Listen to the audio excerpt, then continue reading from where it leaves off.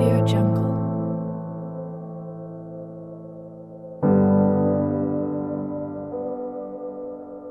Audio Jungle.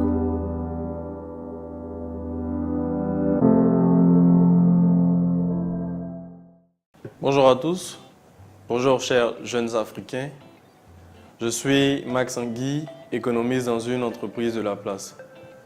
Alors c'est un très grand plaisir pour moi de me tenir encore devant vous pour vous partager ce message de paix, message de développement, de fraternité, de convivialité, surtout de responsabilité. Je voudrais vous témoigner toute ma gratitude pour vos différents messages d'encouragement, pour vos j'aime et pour vos partages. Ça fait très chaud au cœur de se savoir écouter éventuellement par plus de 2 milliers de jeunes Africains et de réaliser qu'on est sur le point de faire changer les mentalités, qu'on est sur le point de changer la manière dont ces jeunes Africains appréhendent le monde. Je pense néanmoins qu'on est encore très loin des objectifs qu'on s'était assignés à l'origine. On va faire un calcul tout simple. Il y a un potentiel de 12 millions de jeunes en Côte d'Ivoire. Et sur ces 12 millions de jeunes, potentiellement 2000 suivent ce message. Vous voyez donc que c'est très insignifiant. Je compte donc sur vous pour davantage relayer ce message car il y a un très gros boulot à effectuer. Abonnez-vous à la page, cliquez sur j'aime, invitez vos amis jeunes à écouter et surtout partager. Alors, aujourd'hui, j'aimerais vous parler d'un sujet assez ludique, que vous allez trouver ludique, mais qui en réalité renferme assez de valeurs qui devraient être promues dans nos différents pays en Afrique. J'ai eu le plaisir de regarder récemment, il n'y a pas longtemps, le film du moment, le film Black Panther. J'ai vu des dieux voler.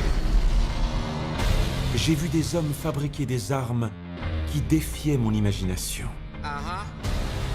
J'ai vu des aliens tomber du ciel. Mais je n'ai jamais vu une chose pareille. Qu'est-ce que vous nous cachez d'autre?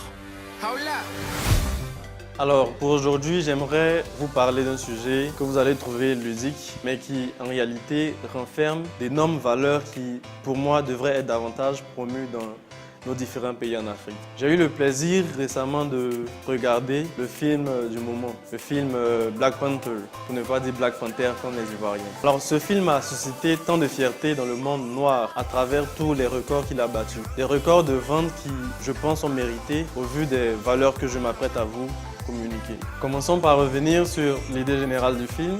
Black Panther nous présente un pays imaginaire d'Afrique, le Wakanda, un pays qui concentre toutes les caractéristiques d'un pays africain. Le premier point commun, c'est la richesse du patrimoine culturel. Le Wakanda est un royaume gouverné de façon collégiale par un roi, but qui font office de conseiller. On peut faire le lien avec les organisations traditionnelles dans nos différents pays en Afrique. On retrouve aussi dans le film des costumes de toute l'Afrique, des danses et des traditions qui, je pense, doivent être davantage valorisées. Le film nous a présenté la culture africaine sur son plus beau jour. Il revient donc à nous, chers Africains, de la promouvoir. Le deuxième point commun, c'est la richesse du patrimoine militaire. Alors ça va vous étonner, mais le Wakanda est tellement riche militairement qu'il a un peu partout dans le monde des espions qui travaillent à son compte. Et oui, l'Afrique aussi a autrefois été riche militairement. Samori Touré en est un exemple concret, même s'il nous a été présenté comme le pire des barbares. Un autre aspect de l'analogie qu'il y a entre l'Afrique et le Wakanda, c'est l'armée wakandaise, composée exclusivement de femmes. Et oui, de femmes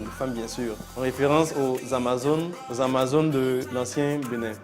Troisième point commun, la richesse du sous-sol. Le Wakanda dispose d'une réserve bien cachée de vibranium, une matière inconnue de l'Occident qui a permis au pays de disposer d'une avancée technologique sur le monde.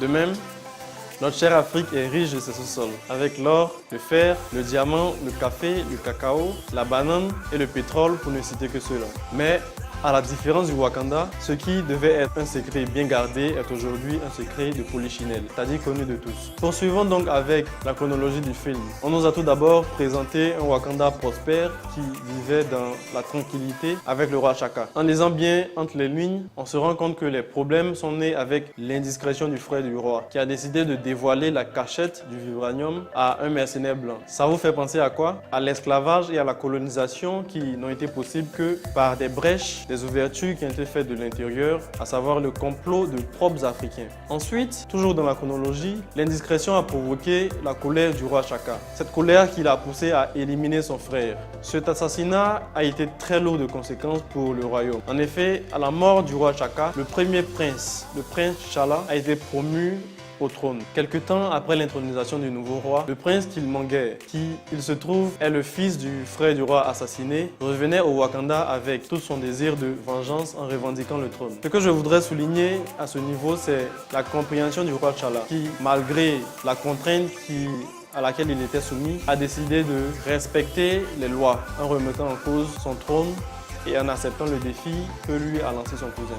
La première valeur que je voudrais communiquer à ce niveau, c'est donc le respect des lois et des règles qu'on s'est fixées. Par la suite, le défi a été organisé conformément aux règles que sont fixées les membres du Wakanda. Ce défi s'est dénoué par la défaite du roi T'Chaka malheureusement. Mais là, à la surprise générale de tous, la générale de l'armée guerrière, de l'armée constituée de femmes, les Amazones, la guerrière Okoye, est restée fidèle à son poste, bien que très proche du roi déchu selon la constitution établie. C'est donc la deuxième valeur que j'aimerais partager, la responsabilité de nos forces de défense. Il faut qu'elles sachent qu'elles sont là pour la République et non pas pour les intérêts propres d'un homme. Enfin, le désir d'hégémonie du nouveau roi l'a poussé à vouloir se servir du vibranium pour annexer le monde. Et c'est cette décision d'hégémonie qui a précipité sa chute avec le retour du prince T'Challa sur le trône. La troisième valeur qui concerne ce petit paragraphe est donc celle qui concerne les autorités. À vous, les jeunes d'aujourd'hui, vous qui serez demain les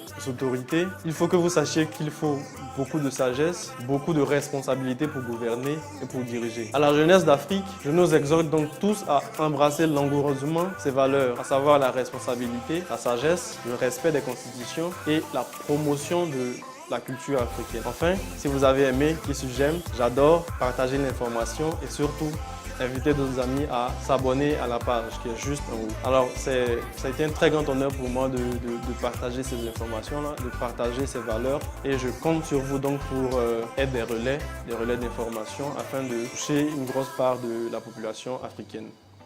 C'était Max Angui, votre influenceur du net, acteur de paix. Ensemble, on réalisera de grandes choses et surtout, on participera au développement de l'Afrique. Je vous remercie. Audio Jungle.